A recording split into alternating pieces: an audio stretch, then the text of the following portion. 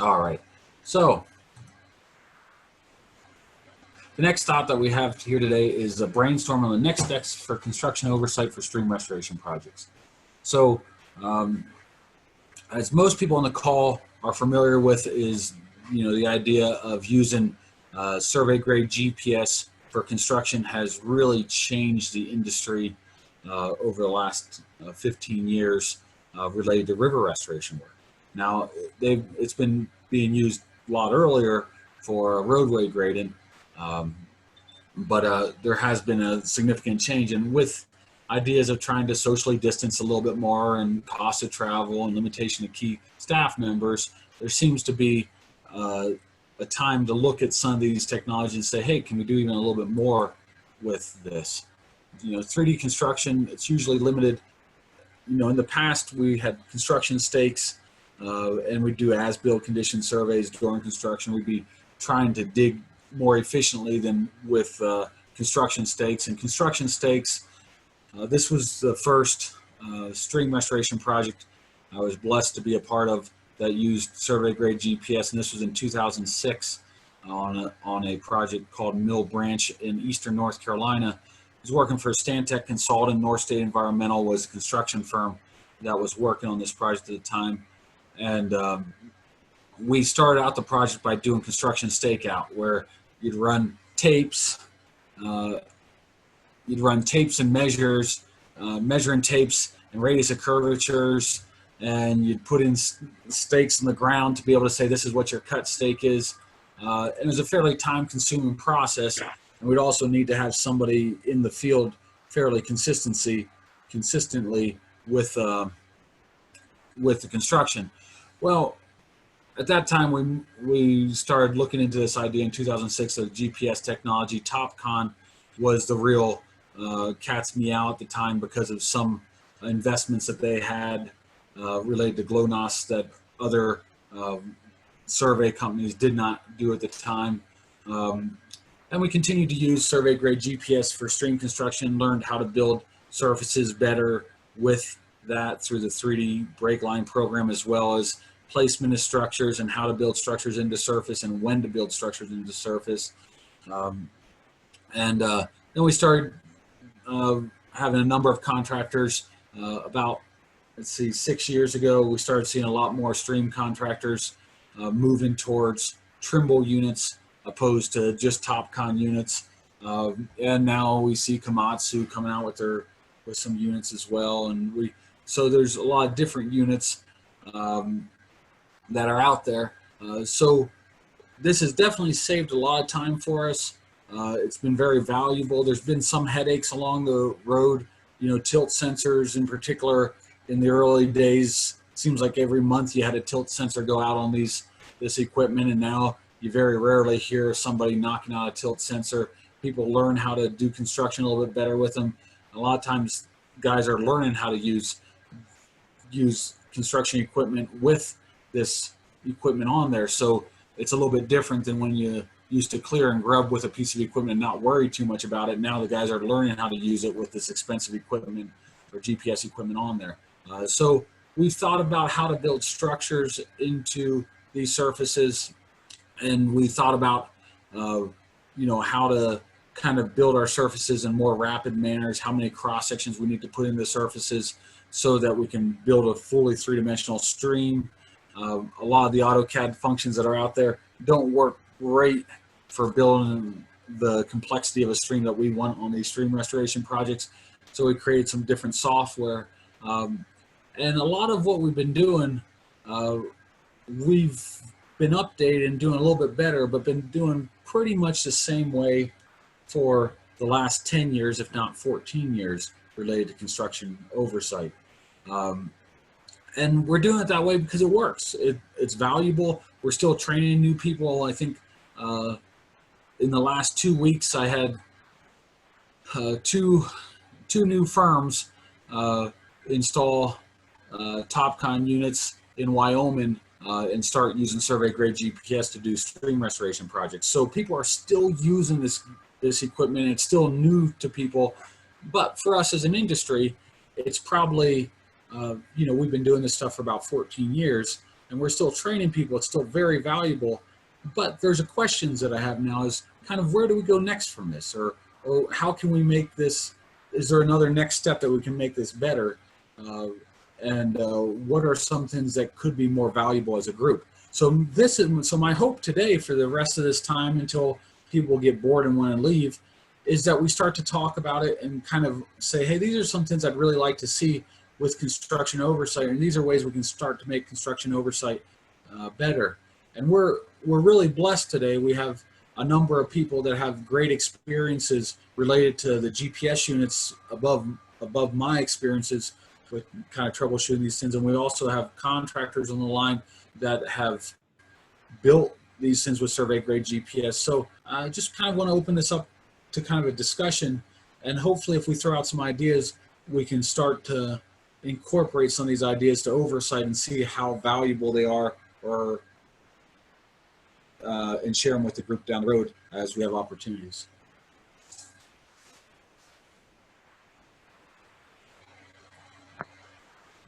Rich, what is your experience related to using survey grade GPS on projects compared to not using survey grade GPS?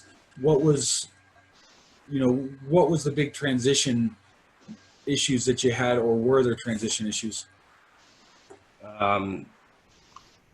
Well, having learned with a rod and tape, felt like, man, I went and learned all this stuff, and now the computer shows me how to do it. Felt like I had 15 years or 20 years of wasted time. But now the hardest transition, and it still continues to be, is more of if we have to troubleshoot, either troubleshoot files or radio connections, things like that. Other than that, it's been just absolutely fantastic tool. And then making sure the operator is understanding of where he's reading the grade. Just technical things, making sure that the offset, if he's using an offset, making sure the offset is correct. And then making sure, like right now we're using a TopCon, and I'm not sure if the new Trimble has gone to measuring the whole bucket or not, but we're still using left side, right side, center of the bucket. And just in the generality of stream restoration, when you swing around, you're working upstream to downstream, and then you swing around, you're working downstream to upstream, making sure that there's a transition from the right side of the bucket to the left side of the bucket, things like that. I'm kind of rambling, yeah. But yeah. Well, it's been phenomenal.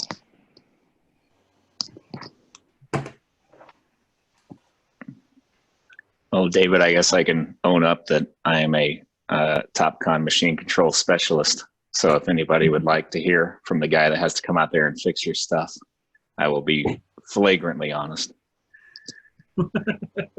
Thanks, Adam.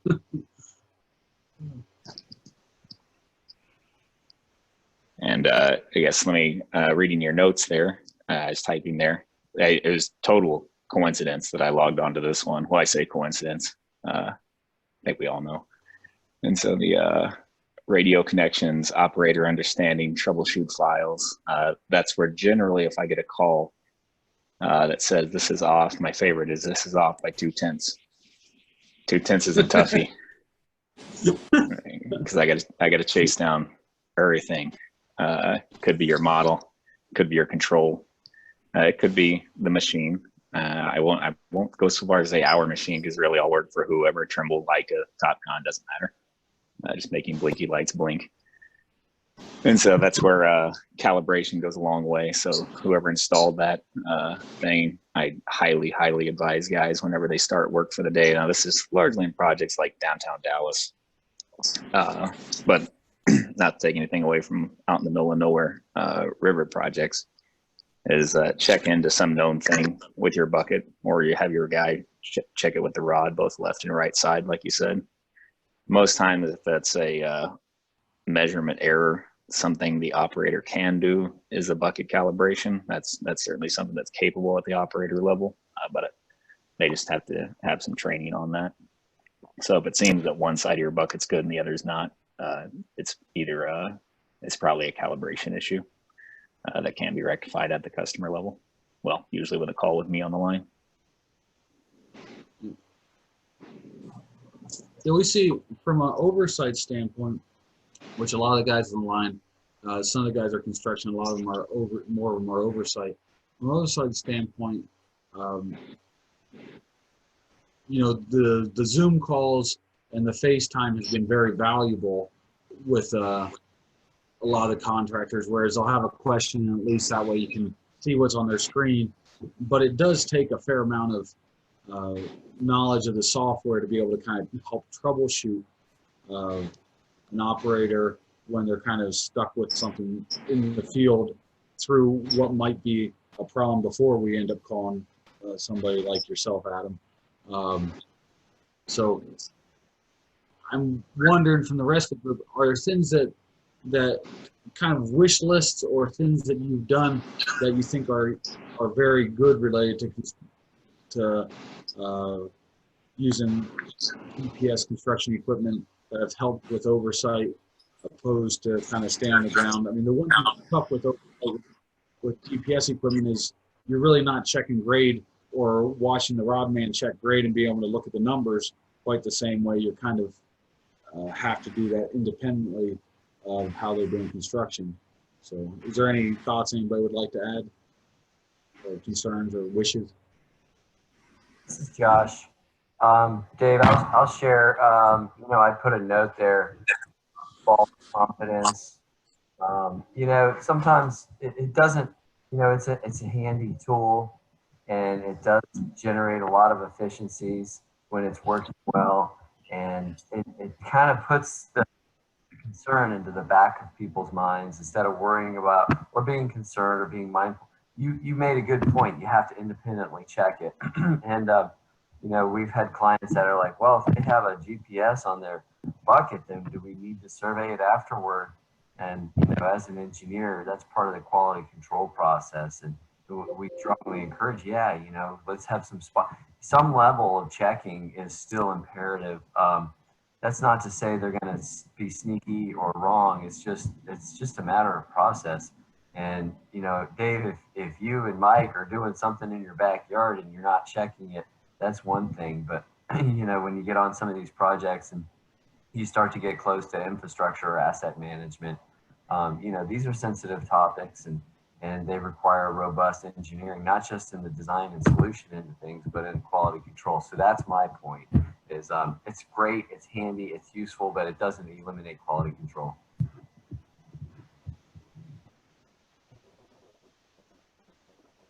Yeah, I've always thought, you know, if there's, and you know, we call contractors, and some contractors are better at answering their phones than others, and we have some projects where we don't need a whole lot of oversight, but there's certain aspects of the project where we do need a whole lot of oversight.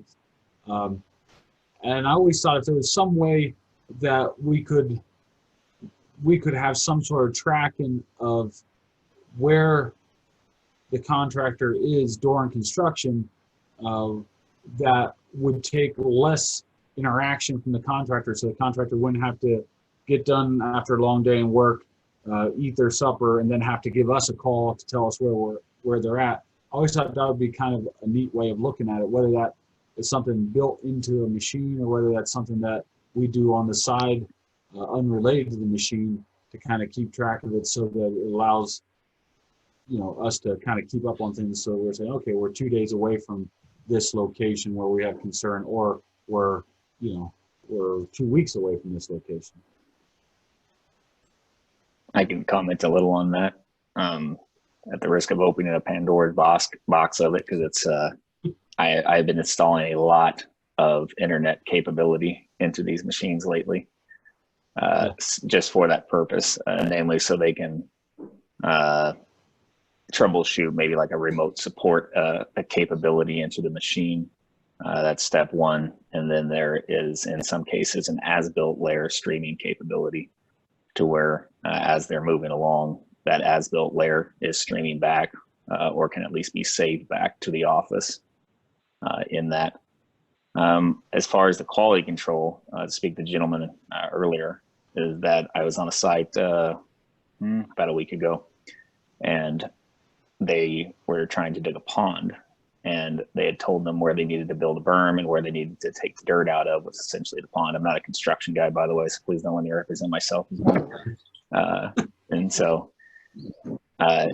he showed me where he's supposed to dig the pond, but he needed to put fill where he's supposed to take out the dirt.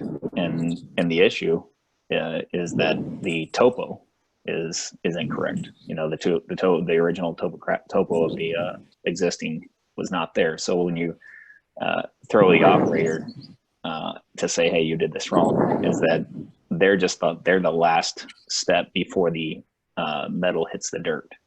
And so hopefully everything has gone right from inception to when they start digging. That's part of the check-in.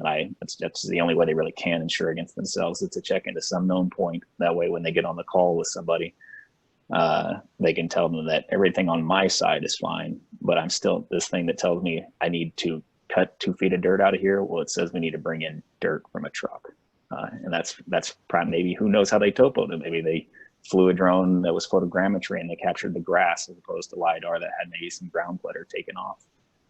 So that's just something I'd speak on with that. Remember the as-built layer is the original answer to your question that you asked. Yeah. That's good. And Adam, I know that every support people are different, but how does support generally work for, like, let's say I had a project that I was doing, and I had somebody install a GPS unit 15 years ago, and I have an old GPS unit sitting on a machine, and I need help, and I don't know how to get to it. How does it work if I want to contact somebody like you to get help? I mean, is that easy to do, or is it something where if you didn't put the equipment on there, you generally have a hard time helping out, or how do we structure that? It's a mixed bag.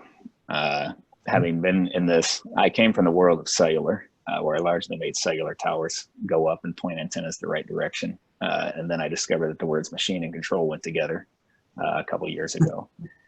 And these dealerships kind of remind me of car dealerships. And so the support is there. It's certainly a mixed bag, no matter where you go. And what largely happens is you find a guy that knows who's talking about, and then you save his number, and then you see where he can point you. And so I guess if I was to advise, is first you're going to contact hopefully somebody you know and ask them who they know. Second, if you don't know that, is you'll call a dealership, you got Earl Dudley, kind of like in the Alabama areas. SciTech is usually your Trimble people. Your GeoShacks to different various levels of confidence. And then like Brandt up in Canada. Those are the people that you'll start talking to. And you can always try and call TopCon. I don't know how successful you'll getting through TopCon directly. But that's something I do advise people, is if they are getting back in, like if they're a big enough company, like send one of your guys to a TopCon class, because then the side effect of whenever they do open up for in-person classes again, one of the side effects of sending them to a TopCon class is they'll garner the contacts of their instructor. That will then kind of open the door to more contacts. So I guess, are you saying like I've got an old GPS on my thing, I need to get support for it? Your first step is probably take a picture of what you got, and your probably next point of contact, unfortunately, will probably be a salesman of some sort. And that's how you'll start going down the road. You, David, will call me and I'll just tell you. Thanks, Adam. I'll add. Can I add something to that? This is Mike. Yeah. Okay. Yeah. One of the frustrating things I've noticed is, I don't know if this has changed a whole lot or not. Is and this, no offense to you, Adam, at all, but there's a good chance you'll probably get somebody out there that you probably know more about the GPS units than they do when trying to do some of these site setups. So I think probably maybe even your first step of contact would be is we got a pretty good network of people here. I mean, there's a good chance that between, you know, David and Greg Tyak and a few other people that, you know, if you run into an issue, there's a chance we've probably ran into it as well. So it's just kind of one of those things where, you know, once you do find somebody that you have a good contact with, definitely I like that idea of just saving the numbers. But, you know, it's going to be kind of a frustrating thing trying to really nail it down. So, you know, just throw that out there too. The reason largely is because they get scooped up by other contractors that say, I'm tired of having downtime, and then off they go. Oh yeah, yeah. And I understand that. I mean, it's just, you know, there's so many different old units and newer units, and it's, you know, hard to keep up on the tech and all that. So it's just kind of how it goes. Mike, have you, one thing that Adam said is, you know, you can try to call TopCon or Trimble, but usually that doesn't go too well. Have you ever had any luck calling TopCon directly? No, I even tried to go to their Livermore office in California when I was doing work out there, and I tried to stop in and talk to somebody, and I couldn't even get somebody from the corporate office to come down and talk to me about some of the issues we were having years ago. So yeah, and they'll just refer you to whatever local dealer is in your area. You know, I haven't tried it in a really long time, but that was just my experience. Is I thought, you know, I'll just hop over to the office here. Maybe they can just have somebody explain to me what I'm doing, because I'm sure it was really simple. And you know, I think it was just, yeah. So that's why I say if you're trying to access the TopCon directly, the only route I think for you guys would probably to sign up for an in-person training. And then you'll establish a network. You'll break into it by bypassing the gatekeepers, by going through the instructor directly. I call TopCon at least 5 times a day, so I get to have the magic access. Oh wow! Yeah, how do you? Let me know what that number Adam, is. Can you give us a list of kind of where the trainings are, or just a website to where we can find trainings? I think probably there's about 3 of us on the line that actually would have an interest in one of us doing that. Do they do, because I know Trimble does a whole lot of online seminars. I haven't taken one yet, but are they kind of just more of like a sales seminar, or do you actually, has anyone ever done? Depends on what you're looking for. On TopCon, your source is going to be topconpositioning.com. That's the start there. That's where everything starts, is topconpositioning.com. Register your thing, and then there's webinars. The product pages are pretty handy for quick guides and some documentation. There's also some formal kind of structured learning. I forget exactly what to call them, but managed learning systems of some sort. Anything like you did in college, where they kind of have a distance learning thing. And they're not very robust. I mean, they're decent enough, but that's a good first step. Is you'll need to read almost everything in TopCon is being piped through that right now. Topconpositioning.com. And I think you can actually create support desk requests. I gotta think about you guys on the customer side, because I get to have a little access. And so, yep, TopCon positioning is where you need to start for there. As far as, and then I'll have a training calendar, but I know that all in-person training is donezo right now at TopCon. Everybody's working from home. Not me, but TopCon. Your machines aren't at my house, so I got to go to your machines. That's right.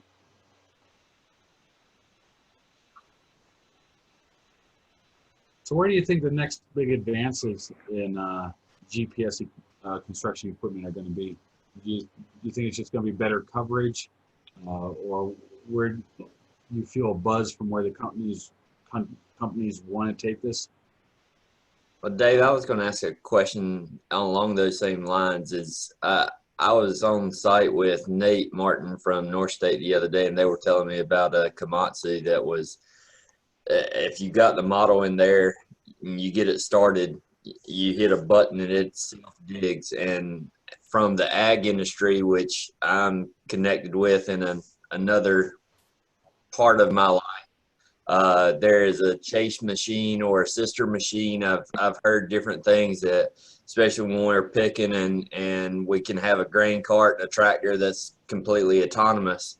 No different than I can set a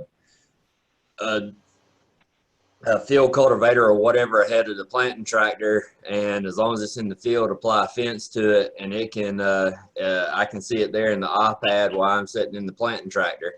So how long before the construction industry are we going to see a track machine or a track truck or something like that we apply a fence to, and it's there's nobody sitting in there, but somebody else is controlling it from the traco or whatever? Are we close or 50 years away?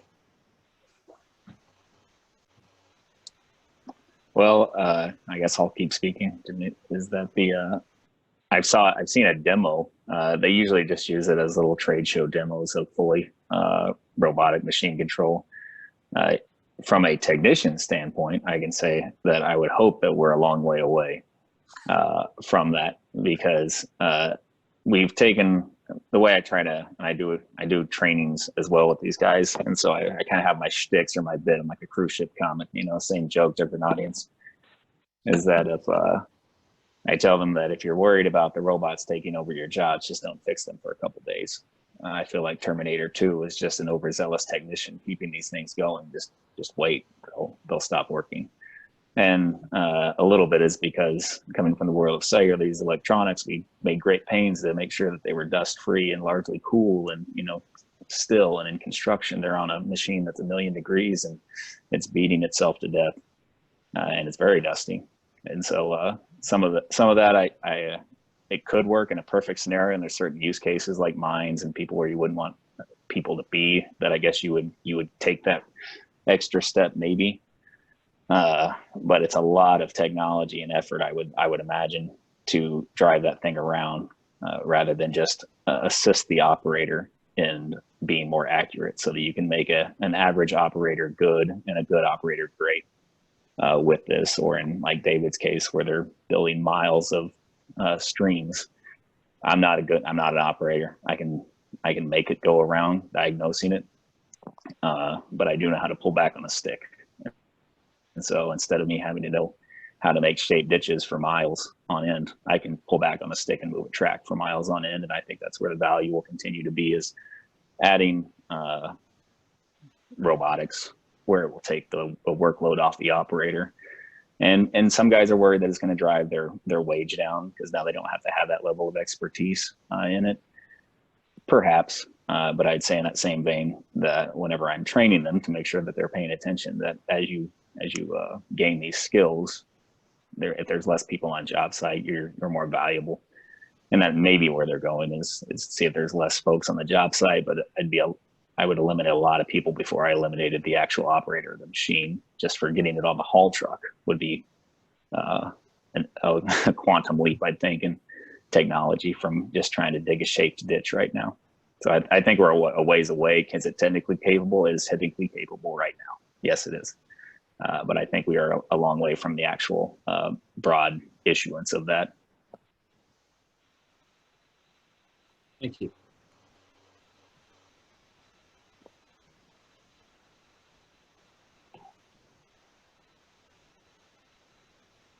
Well, I think we know that this technology has been here now for 15 years in this industry almost, and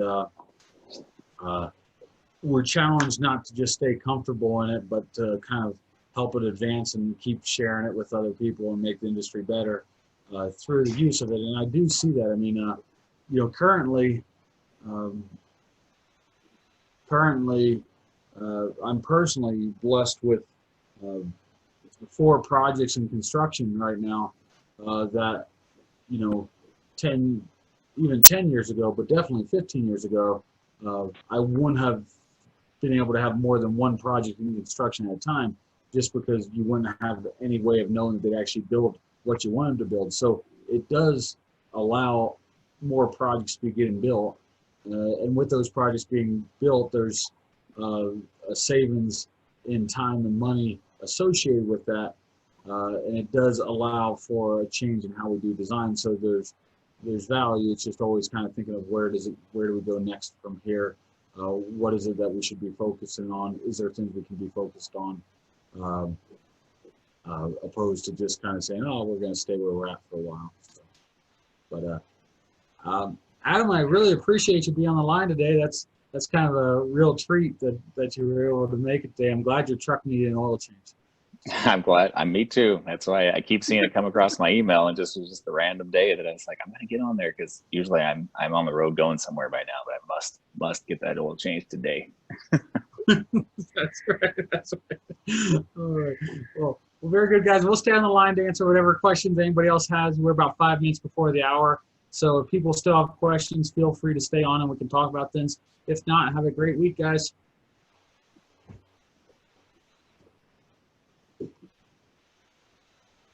Thank y'all. Stay safe. Thanks, Dave. Thanks, everyone. Thanks.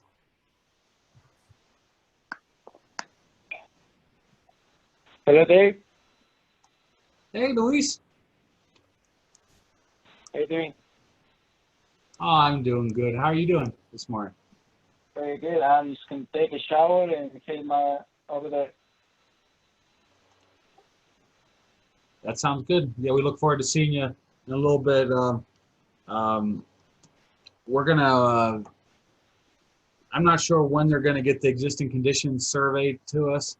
So we have some stuff to do before we have the existing condition survey, but we should get it pretty soon for at least one of the sites. So when we get it, we'll start working on the design. I have I downloaded the 10 meters LiDAR data from NRCS. Okay. We've had that. Yeah. Okay. Yeah, we'll look at it when you get here. So. Okay. Well, I'll see you over there then. Yep. Okay. Bye. Bye. Hey, Wade, are you still on the line? You're talking to me? Yeah. Hey, Wade. Yeah. Bertram. So hey, the GPS stuff, the how we do observation for GPS, I have a real heart for this because I see this being a huge aspect related to some opportunities where we get a chance to go to places and share stream restoration as an opportunity to kind of share God's love with them. So like kind of those missional type things, but I see this being a huge opportunity as the GPS unit gets, as we're able to kind of do remote applications of this. That's one of the real excitements that I have. I think of that project in Costa Rica, and eventually we'll have, if we do a project there, we're going to have to figure out how to oversee it. So. Yeah, I hung on the line a few more minutes just to see if anybody else had any more machine. We used to actually have a weekly meeting with the technicians. That was a no management call. So if they had any question, they were too afraid to ask. They thought it was too dumb or something. Then we'd say, just throw it out there. Just there's no judgment here, no management. What do you got? If we've seen it, we'll tell you. And hey, I don't know everything, so I'll be the first to tell you I don't know. It's funny you put this Matthew 6 passage out there because I was doing a training about a week ago, and I had to switch the licensing on some guy's thing. And it says, I hate to do this, but can you give me your password to go a lot quicker? To do this, you can change it afterwards, and it's a pretty low security thing. And his password was Matthew 26 colon 6 through 26 or something. I'm like, God showing off again. That's good. That's good. That's exactly right. They say keep your eyes open, watching for it. So the fact that I happen to be on this call when you're discussing machine control figures. Yeah.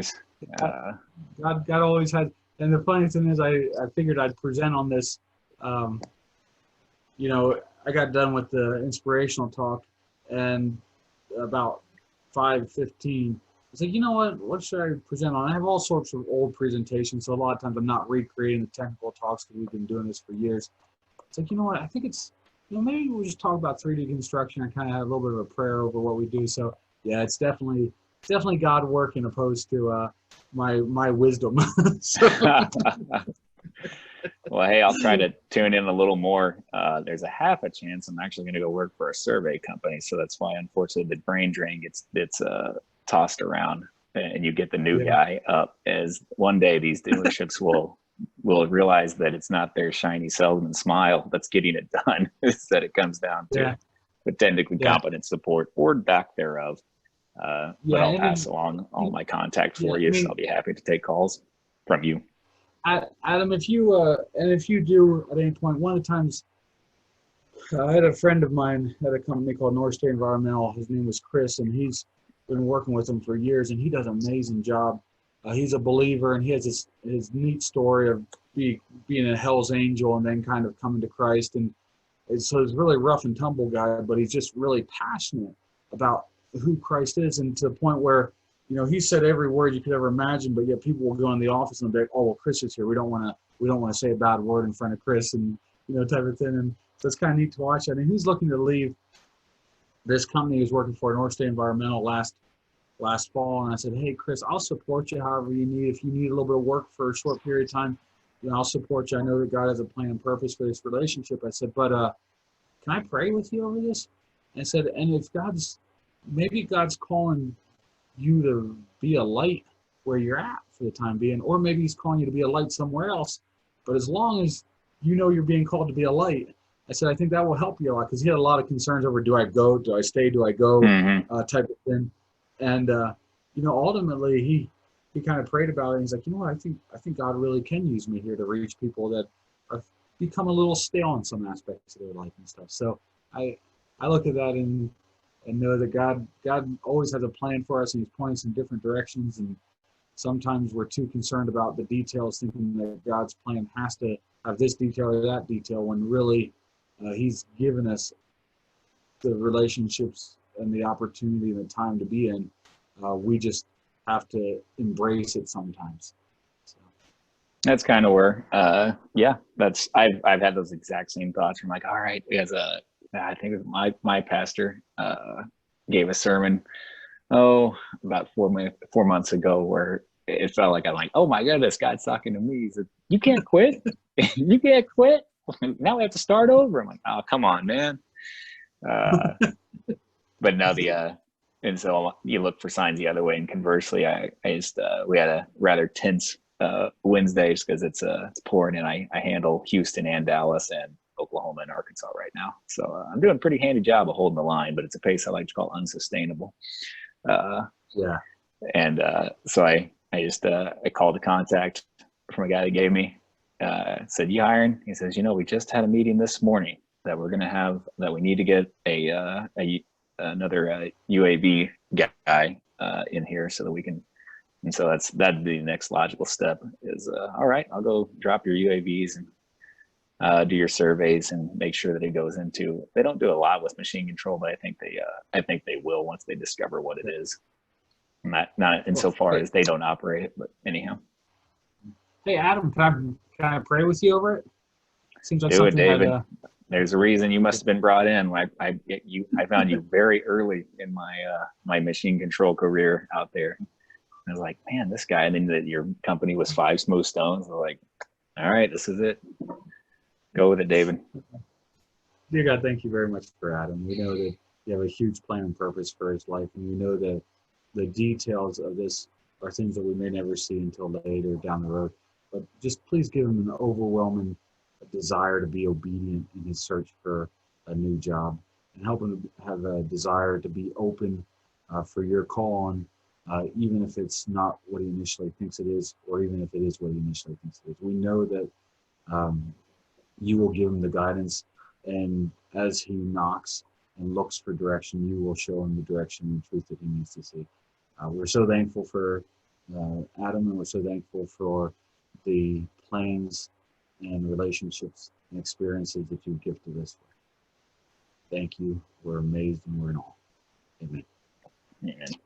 I still have, like I said, if you run into problems, not that your network can't figure you out, but I have just an expansive network of machine control specialists that they're either ex-employees Yeah. of this fine organization. Adam, I'll probably call you anyways, just because because I want to talk to you now and then and stuff. So Yeah. things are going. So as I Even if tell you're them, like, hey, I forgot how to do all that. That doesn't matter. You're still a brother, and it's nice to see how you're doing. well, that's nice, but there's not a lot of us out there. So like I said, don't struggle on your machine, banging your head against it. It's sometimes they just release them out of the factory half baked, and so that's where I just call like about a dozen other machine control guys that I have their personal numbers and say, what is this new fresh stuff? So, all right, David, I'm out of here. You have a good day. Hey, we'll see you, Adam. Have a great day. Thanks, man.